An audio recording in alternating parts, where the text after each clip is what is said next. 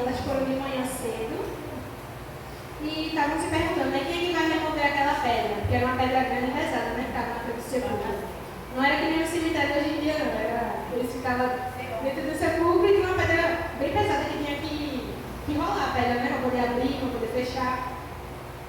Então elas estavam se perguntando, quem é que vai remover, né, aquela pedra? No versículo 3 fala. Aí no versículo 4 diz, e olhando viram que já a pedra estava removida.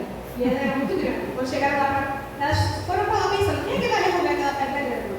Mas quando chegou lá, a pedra já não estava... Enfim, já tinha tirado a pedra. Esqueci a palavra que eu ia falar. E elas entrando no sepulcro de Jesus, elas viram um jovem assentado à direita, vestido com uma roupa comprida, branca, e ficaram espantadas. Elas levaram um susto. Ele, porém, falou para elas, não se assustem. Vocês buscam Jesus que foi crucificado? Ele já ressuscitou. Não está aqui. Eis aqui o lugar onde colocaram ele. Estou falando minhas palavras, porque é diferente a tradução. Na verdade, aqui eu falei errado, né? Jesus já tem ressuscitado nesse texto aqui. Nesse tempo que elas foram lá. Aí, acredito eu que foi o anjo, ele falou, mas ide e dizer aos discípulos. E a Pedro, lembrou de Pedro? Porque vocês lembram, né, que Pedro levou Jesus 3 vezes? Aí depois Jesus foi e perguntou a Pedro 3 vezes se ele amava ele. Então ele lembrou de Pedro, porque eu acho que Pedro estava com peso na consciência, né? De ter negado Jesus depois do tempo de ser crucificado. Então, quando, acredito eu que foi o anjo que falou com elas, disse, fale aos discípulos e também a Pedro. Pedro é específico, porque acredito eu que ele estava com certo peso na consciência. Então eu achei muito bonito aqui que ele lembrou de Pedro, né? Dizer aos discípulos e a Pedro, especificamente Pedro, que ele vai adiante de vós para a Galiléia. Ali o vereis como ele nos disse. Aí elas saíram com pressa, fugiram do sepulcro, porque elas estavam com medo. Aqui diz, possuídas de temor e assombro. Na minha tradução, elas estavam com medo e não falaram nada para ninguém, porque elas estavam tremendo de medo. E Jesus, tendo ressuscitado na manhã do primeiro dia da semana, ele apareceu primeiramente a Maria Madalena, da qual tinha expulsado 7 demônios. Eu achei isso aqui muito bonito, porque Jesus apareceu primeiro para uma mulher, que foi Maria Madalena. Para quem não lembra, Maria Madalena foi aquela mulher que tinha 7 demônios, que eu expulsou, ninguém fala na palavra. Ele apareceu primeiro para ela, depois de ressuscitar. E ela foi e disse aos discípulos que estavam tristes e chorando pela morte de Jesus que ele tinha ressuscitado, que ele estava vivo. Porque eles estavam chorando pensando que Jesus tinha morrido. Mas eles não sabiam que Jesus já tinha ressuscitado. E ela falou para eles que Jesus ressuscitou, mas eles não acreditaram nela. Aí, no versículo 12 diz, e depois manifestou-se de outra forma a 2 deles. Jesus apareceu para mais 2 discípulos, que iam em caminho para o campo. Indo eles, depois que eles viram Jesus e creram, né? Viram que Jesus tinha ressuscitado, eles foram falar para os discípulos também. Primeiro foi Maria Madalena, e eles não acreditaram em Maria Madalena. Depois Jesus falou com 2 discípulos, esses 2 discípulos falaram para os outros, para os 12, ou para os 11, né? Que Jesus tinha morrido. Só que eles também não creram neles 2. Aí Jesus no final teve que aparecer para os 12 de uma vez só para eles crerem. Aí aqui no versículo 14 diz, finalmente apareceu aos 12, estando eles assentados à mesa, e lançou-lhes em rosto a sua incredulidade e dureza de coração, por não haverem crido nos que o tinham visto já ressuscitado. Então, por último, primeiro Jesus apareceu para Maria Madalena, depois apareceu para 2 discípulos e, por último, apareceu aos 12. E quando Jesus apareceu para eles, depois de ter ressuscitado, ele disse, no versículo 15 fala, ide por todo mundo pregar o evangelho a toda criatura. Quem crê e for batizado será salvo, mas quem não crê será condenado. E estes sinais seguirão os que crerem. Em meu nome expulsarão os demônios, falarão novas línguas, pegarão as serpentes e se beberem alguma coisa mortífera não lhes fará dano algum. E porão as mãos sobre os enfermos e os curarão. Ora, o Senhor, depois de lhes ter falado, foi recebido no céu e aceitou-se a vida de Deus. Depois de Jesus ter falado isso para eles dado essa ordem, né? Que ele não estava falando, se vocês quiserem, vocês pregam. Não, foi uma ordem. Indo por todo mundo e pregar o evangelho a toda criatura. Ele deu uma ordem para eles pregarem, para evangelizar. E a gente hoje em dia tem que evangelizar. Não é porque a gente quer ou não, é porque é uma ordem. Quando Jesus voltar, né? Quando a gente for para o céu, Deus vai pedir para olhar meus irmãos. E cadê as suas obras? O que você tem para me mostrar? Eu falo, meu Deus, eu sou muito para a igreja, mas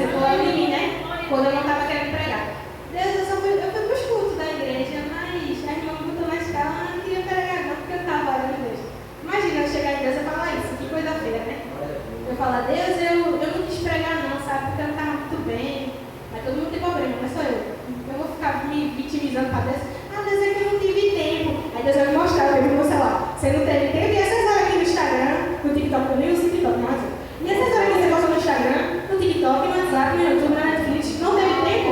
Então, assim, o celular é bom para muitas coisas, mas também é ruim para outras. Então, vai ser usado contra a gente. Eu acredito que vai ser usado contra a gente no juízo final. Quando alguém chegar e Jesus falar, eu não tive tempo. Aí vai dizer, deixa eu aproveitar aqui, refrescar sua memória. Tem como mentir para Deus, não. Então, assim, a gente tem que ter isso em mente, que ele vai cobrar da gente. Ele vai cobrar da gente. Foi deixada a ordem da gente evangelizar. E naquele grande dia, quando Jesus voltar, Deus vai cobrar de nós. Se a gente tem alguma obra, alguma coisa para mostrar para ele. Aí a gente vai dizer, Deus, o jovem, né? Deus, eu preguei tudo de introdução. Deus, a gente foi evangelizar.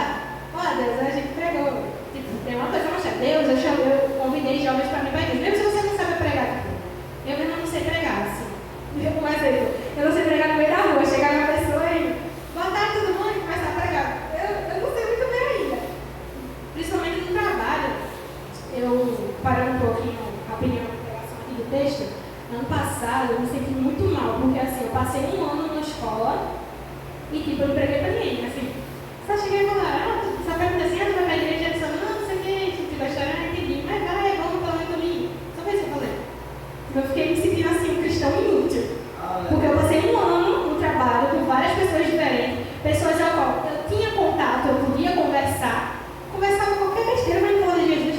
Tipo, eu fiquei, sabe, com aquele peso na minha consciência, poxa, um ano perdido, podia ter evangelizado, podia ter ganhado almas para Jesus, sabe? Tipo, eu fiquei com esse pensamento, me sentindo assim, me sentindo um cristão inútil. Porque assim, se eu sou crente, só falando de mim, tá? Isso aqui não é para ninguém que tá aqui não, falando de mim, eu sou ela. Se eu sou cristã, eu só vou para a igreja, mas eu não chamo ninguém para ir para a igreja. Eu não mando um versículo para ninguém no Instagram, eu não mando um trecho de uma pregação. Mesmo se você não sabe pregar, mas não chamo para o culto. Eu não mando um trecho de uma pregação, eu não olho para a pessoa. Enfim, não falo nada, nem um Jesus que ama, nem entregar uma entrega, eu não faço nada disso, eu só vou para a igreja, vou para casa. Eu falando de mim. Eu não me sinto bem, assim, porque eu só estou ocupando espaço aqui, entendeu? E Jesus mandou a gente pregar e evangelizar. Por mais difícil que seja, a gente tem líderes que podem nos ajudar, nos orientar. Tem os pastores, os presbíteros evangelistas, os dirigentes dos jovens, enfim. Todo mundo aqui da igreja, os mais velhos, tem mais experiência, né? Só a gente perguntar. Olha, eu não sei, como é que eu faço isso? Eles vão explicar. Se você tiver coragem sozinho, fala, bora comigo. E vamos todo mundo evangelizar, né? Então, assim, falando de mim, eu não me sinto bem. Tipo, ano passado, eu fui colocada na escala e eu não preguei. E depois desse dia que eu pedi para ela colocar outra pessoa no lugar, eu fiquei com essa consciência, poxa, eu tenho um caderninho lá em casa que está anotado um monte de ideia de vídeo, de pregação, um monte de coisa. E eu simplesmente não fiz. Tipo, eu tinha um sonho de evangelizar nas redes sociais, sabe? Postar vídeo pregando. Pregando na igreja. Tem tanta ideia. Só ontem mesmo, essa semana, tem mais de 40 ideias de conteúdo, de palavra que eu anotei no caderno. E eu não sabia quantas dessas 40 eu ia pregar. Deus confirmou hoje de manhã. Eu vi, por incrível que pareça, eu fiz esse bolso hoje de manhã. Eu estava terminando ele ali no culto. O pessoal aqui no microfone e eu ali escrevendo. Então, assim, resumindo, eu sou ela. Eu estava me sentindo uma pessoa inútil no passado. No passado eu estava muito mal. Eu não quis pregar por conta disso. Porque eu ia pregar o quê? Porque eu não vivo? Tipo, ia mandar a pessoa orar, eu estava orando. Ia mandar a pessoa ler, eu não estava lendo. Então, assim, primeiro você cuida de você, para depois cuidar do outro. É tipo aquele versículo. Primeiro tira traga do teu olho, para depois querer tirar o do teu irmão. E eu ia ser um hipócrita se eu chegasse aqui e pregasse, gente, vai orar, e eu não oro em casa. Gente, vai ler a palavra, e eu não leio em casa. Então, assim, eu precisava de um tempo para cuidar de mim, da minha mente. E agora que eu estou melhor, graças a Deus, eu estou aqui pregando. Mas ano passado eu não estava bem. Ano passado eu menti muito. Deus me perdoe, mas eu menti muito, vou falar a verdade. O pessoal chegava em mim, não estava gostando, eu não estava bem. A pastora Maria, a gente Regiane, Leandro, ele perguntou, você está bem? Eu falo, pô, a minha mente, não. Só que eu não queria falar o que eu estava passando, o que eu estava sentindo, porque eu não queria incomodar ninguém, sabe? Eu estava dando tudo para mim. Eu estava num buraco assim que parecia não ter solução, entendeu? Eu estava faltando os cultos também, enfim, resumindo, estava num buraco assim que parecia não ter fim, assim, sabe? Eu estava dentro de um buraco que eu não conseguia sair sozinha. Para eu sair daquele buraco, tinha que ser Jesus. me dando a mão para sair de lá. E Jesus, e por meio de outras pessoas. Porque não é só tipo Deus, Jesus, Espírito Santo. Ele também usa outras pessoas para ajudar você. Entendeu? Pessoas aqui da igreja, os jovens, me ajudam muito a distrair minha mente. A pastora Vera também deu conselho, a minha gente Regiana. Então, assim, eu sou muito grata, de verdade. Eu não queria chorar, mas vocês sabem como é que eu sou, né? Sou muito grata a Deus por vocês, assim, de verdade. Eu amo vocês em Cristo Jesus. Porque, assim, eu não vou dizer que eu estava em depressão, mas eu estava muito depressiva. Eu sei que depressão não é brincadeira, não é qualquer coisa que você dizer depressão. Podia ser só a preguiça, a frescura, a procrastinação. Tem uma vez que o presbítero Samuel pregou uma vez sobre preguiça e sobre depressão. Às vezes eu também tenho depressão, e não vai fazer nada, e às vezes sobre preguiça. Eu fiquei na minha cabeça, será que é preguiça ou depressão?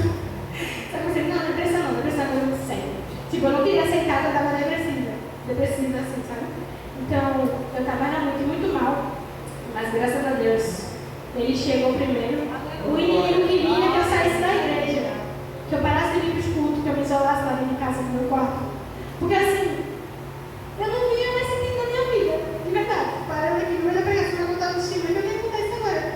Eu estava simplesmente existindo, mas não estava vivendo. Eu estava numa rotina assim de tipo, acordar quando tarde.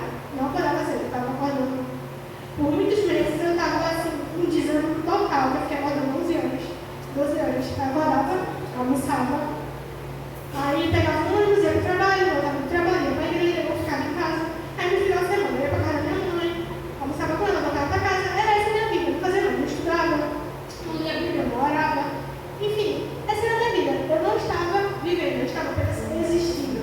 Eu estava muito depressiva, não sei que era depressão, mas estava muito mal mesmo assim. E quando alguém perguntava para mim, tem amigos próximos dizendo, não, estou bem. E eu não contava nada para ninguém, só para Deus, assim.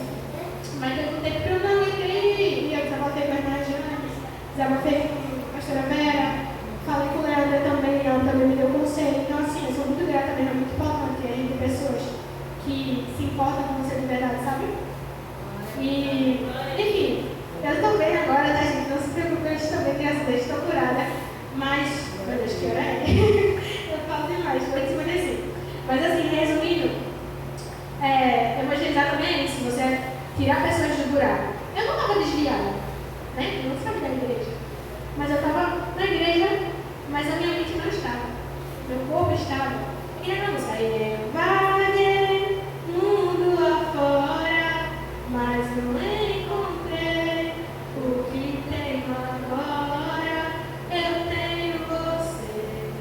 Eu vaguei, mas dentro da igreja. Eu não fui para o mundo. Mas eu estava na igreja, mas a minha mente não estava. Estava na igreja, mas pensando nas contas a pagar, pensando na faculdade, pensando no seu, pensando nisso aqui. A minha mente não estava ali. Só estava indo por obrigação, não para adorar a Deus. Tinha vezes que eu chegava com uma preguiça gigantesca. Mas eu falei, tenho que ir. Se eu estou assim, imagina se eu não for. Aí eu chegava aqui sem força e eu me ajoelhava e falava, Deus, me desculpa. Eu vim por obrigação, não porque eu queria. Eu vim porque se eu não vim, aí não tem gente prestando atenção, eu me só não você não vê. Aí, enfim, eu estava vindo por obrigação para mim falar, Deus, eu chegava aqui com a maior preguiça do mundo, mas eu chegava aqui e eu falava, Deus, me perdoe por ter vindo só por obrigação. Por não ter vindo no intuito de te adorar. Mas Deus, por favor, me perdoa. Eu vou te adorar, eu vou me esforçar. Eu vou me adorar. E a vida foi assim por meses, assim. Eu acho que eu fui melhorar mais no final do ano, assim. E, enfim, resumindo, o evangelizar a palavra não é só para quem não é crente. Às vezes a gente precisa evangelizar atrás da nossa casa também. Quem é crente. Não é só quem está lá fora que precisa de ajuda, quem está aqui dentro também. Então, assim, tem uma frase que eu gosto muito que diz curada para curar. Um exemplo, as dores que você passa vai servir um dia para curar outras pessoas. Porque você tem um testemunho, mesmo que você tenha sofrido, mas você tem um testemunho para contar. E se chegar alguém no futuro dizendo, olha, eu estou passando por isso, você fala, eu já passei por isso. Olha, eu sempre vim melhor para terminar essa dor aí, vamos por aqui. Então, assim, eu agradeço a Deus novamente pela vida de vocês, pela ajuda de vocês, assim, realmente a igreja aqui, esse lugar, foi uma coisa assim, mesmo que eu tivesse vindo por obrigação, mas foi uma coisa para distrair na minha mente.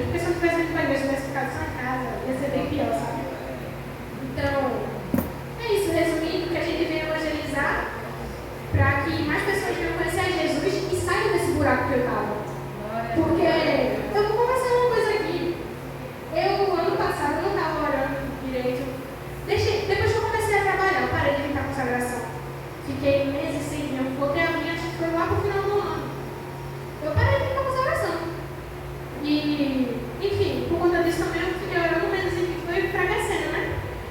Aí eu digo também, né? Não deixe de vir para a igreja, mesmo com preguiça bem. Porque aqui a gente vai fortalecer um ao outro, sabe? E eu sei que tem coisas que para muitas pessoas que não dá para a gente contar assim, no microfone para todo mundo. Mas vai uma pessoa de confiança, peça a Deus, olha, Deus, me mostra uma pessoa para que eu possa desabafar pedir conselho. Porque também não é todo mundo que a gente pode falar, né? Que às vezes, não estou dizendo aqui, ninguém daqui, mas tem lugares que você chega e conta uma coisa para uma pessoa, quando é no outro dia a igreja do Deus, sabe? Aí às vezes a pessoa que contou e desabafou fica tão envergonhada, tão triste, tão assim, que sai da igreja, deixa Jesus, abandona a igreja, abandona Jesus, por conta de uma pessoa. Sabe, não foi Jesus que fez isso com ela, foi outra pessoa, uma pessoa abandona Jesus. Sai da igreja, então assim, as pessoas que fazem isso, depois, eu acredito que Deus vai cobrar. De pessoas assim que não têm sabedoria, entendeu? Porque se uma pessoa chega para você, desabafa, pede conselho, você vai contar para outras pessoas. Por exemplo, eu vou contar só para fulana, porque fulana é melhor amiga, vai contar para ninguém. Aí fulana tem uma melhor amiga, e a melhor amiga tem outra melhor amiga, daqui a pouco, a grande está sabendo. Então assim, essa sabedoria de Deus, por que eu posso desabafar? Porque ele vai me mostrar uma pessoa, vai botar no seu coração, fala com fulano, entendeu?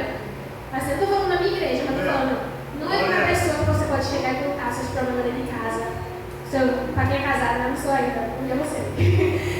Daqui uns anos, que alguém é casado, contar os problemas do casado assim, briga com meu marido, não sei o quê, não é qualquer pessoa que você conta. Os jovens, problema no namoro, não é qualquer pessoa que você vai contar, entendeu? Então assim, tem sabedoria. Então, resumindo, que Deus venha nos dar sabedoria, né? E com essa palavra sobre evangelismo, passou a galera aqui, gente, passou não, agora sabe, 9 horas. Mas eu vou falar. Isso que eu ia falar, esse testemunho é do outro dia, mas Deus sabe de tudo, né? Talvez alguém estivesse precisando estudar isso. 3 lições que a gente aprende com esse texto de Marcos, capítulo 16, que evangelizar não é uma escolha, é uma ordem. Não é evangelizar se você quiser. Jesus falou, ide por todo mundo pregar o evangelho a toda criatura. Então é uma ordem. Você não tem o que querer, digamos assim. É claro que a gente tem o livre-arbítrio, né? Assim. Só que, né? Deus não vai obrigar a gente, né? Ele falou, você quer uma ordem, tem que ter a porta estreita. Tem a porta estreita e a porta larga. Você escolhe se você quer ir pela porta estreita pelo caminho difícil, mas é o caminho apertado que leva até o céu, o caminho de Jesus, e onde está a sua porta, ou você quer ir pela porta larga, que é a porta do caminho mais fácil, sabe? Só que também é consequência demorando, né? No começo vai parecer bom, mas depois vai pro inferno. Você tem que escolher o seu difícil. É difícil você ficar na porta estreita, vai pro céu, mas também é difícil você ficar na porta larga, sabendo que seu destino é o inferno. Então, escolha o seu difícil. Todo jeito é difícil, melhor. Então, evangelizar é uma ordem, mas ele não obriga a gente. Tem aquele versículo que fala, né? Quem quiser seguir a mim, negue-se a si mesmo, também só cruz e siga-me. Não é tipo, estou obrigando você a me seguir. Se quiser, me segue. Se não quiser, vocês que sabem, entendeu? É que nem essa ordem aqui. Foi uma ordem, mas ele não obriga ninguém a evangelizar. Mas vocês têm que lembrar que naquele grande dia, ele vai cobrar, vai perguntar, cadê suas obras? Que está aqui também, né? O segundo ponto, o segundo tópico que é, no juízo final, Deus vai requerer as nossas obras. Sejam elas boas ou ruins, a gente vai dar conta de tudo que a gente fez. Seja coisa boa, seja coisa ruim. É que nem a Maria que Leandra fala, acho que lá no grande dia vai ter um telão lá mostrando tudo que eu fiz. Aí, né? Aí tem que lembrar disso. De brincadeira assim, pode contar aqui. Enfim. E o terceiro tópico, mas não menos importante, você planta a semente e o Espírito Santo cuida do resto. O que eu quero dizer com isso? Você vai lá evangelizar uma pessoa. Você está plantando, finge que a pessoa é uma planta. Aqui quem cuida de planta aqui, gente. Vamos fingir que a pessoa é uma planta. Você vai lá evangelizar ela, bota uma semente lá. Aí, talvez você não veja mais aquela pessoa, mas Deus pode usar outras pessoas para pegar para aquela pessoa. Então aquela semente que você botou, outra pessoa vai lá e rega, outra pessoa vai lá e bota areia. Entendeu? Não está entendendo? As pessoas que a gente evangeliza é que nem uma planta, a gente vai botar a semente. Mas mesmo que a gente não veja aquela pessoa normalmente, mas pelo menos a gente fez a nossa parte, a gente evangelizou. O resto o Espírito Santo toma conta, entendeu? E a gente, para terminar aqui, eu sei que já é 9 hoje, mas eu queria falar isso aqui.